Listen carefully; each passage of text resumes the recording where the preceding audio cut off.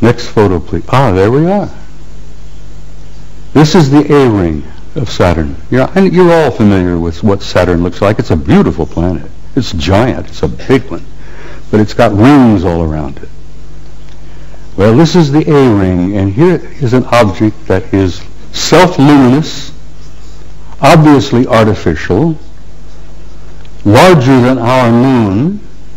It seems to be moving all around throughout the rings of Saturn among the moons of Saturn. And Saturn's got a couple of dozen moons.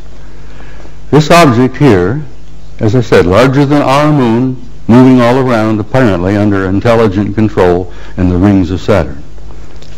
Now, try for a moment, if you can, to imagine a kind of a technology that is capable of constructing something larger than our moon, that's artificial, that moves around wherever it wishes to go, that's probably got several thousand guys inside.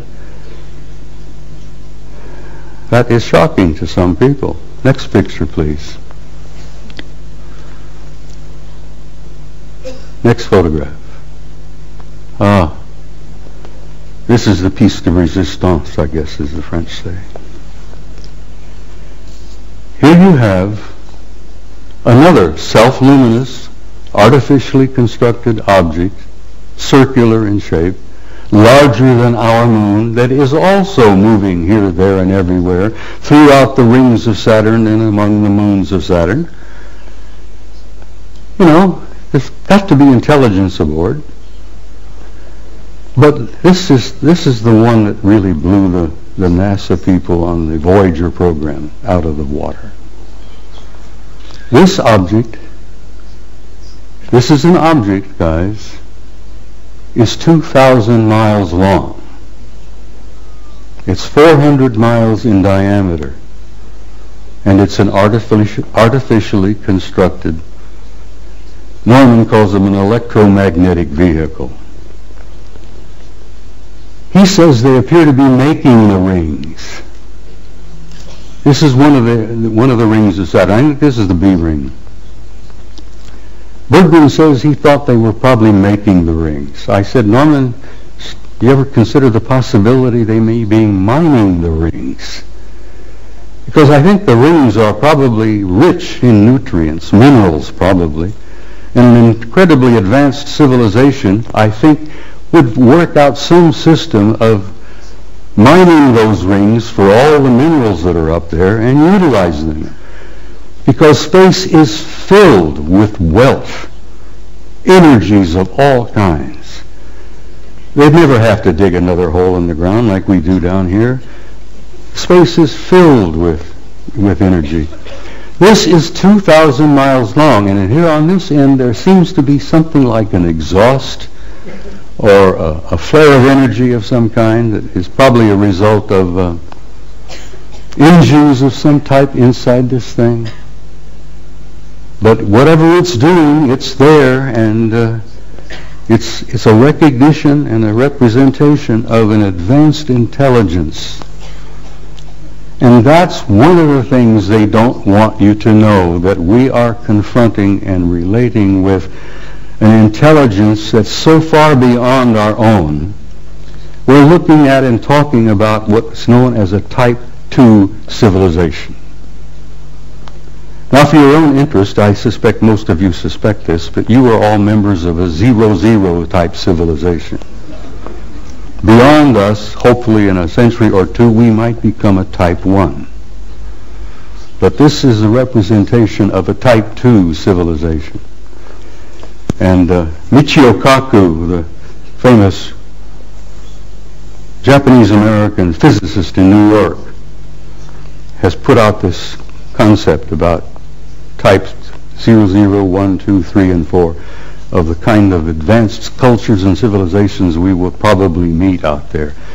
Well, in probably meet out there, we've already met them. They're here. They're in our midst. So, I think I brought about 15 or 20 of these pictures, but I simply had no time. I don't have the time to show them all. But I've shown a few here, and I think I've piqued your curiosity. And I think most of you are pretty bright people, and you know you've been conned. You know you've been lied to. You're not fools.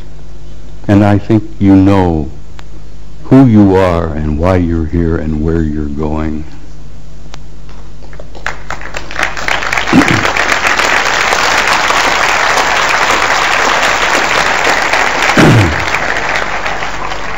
Next photograph, please.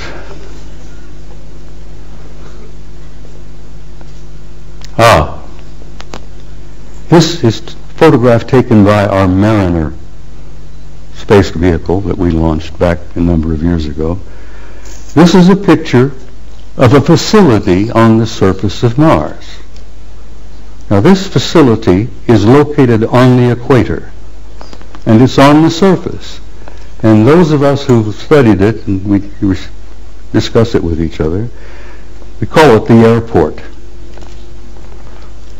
And I said, this is the parking lot. This is the administration building here. This is the main terminal here. And I imagine it's a pretty busy facility, you know, ships coming and going. But it's not an airport, it's very likely a spaceport. And it's on the surface and it's on the equator of Mars. And if you're ever interested in launching a vehicle from a planet, you put it on the equator and you take advantage of the rotation of the planet to assist in the launching of your vehicle. So you can take the momentum of the movement of the planet and it helps you get the thing off the ground. So it's exactly on the equator, it's on the surface, and it's massive in size. So maybe that is the parking lot, I don't know. Maybe that's the admin building, but there's something going on Mars. And I've been going back and forth with Richard Hoagland now for years, where Richard, who I know most of you are aware of, is convinced that Mars is covered with ruins. Well, it is. But it's not just ruins. There are things going on that planet, on the surface, under the surface, continuously. Next picture, please. This was published in a German magazine, but this is a Soviet photo. This is from their Phobos 2 spacecraft. This is a city under the surface of Mars that is the size of Chicago. Chicago is one of our biggest cities. Several million people live in Chicago. This is under the surface. You can see the city blocks. You can see the breakdown here of portions of the neighborhoods or whatever it is. But it's generating an enormous amount of heat. And they picked this up on the infrared when Phobos was going around the planet. Everything that I would have said. And I can confirm it because I've been working in top secret for 30 years. Above top secret. We've shared a common background. But I just met him recently here. And I can only say that, yes, there's life on Mars. There are bases on Mars. I've been there. And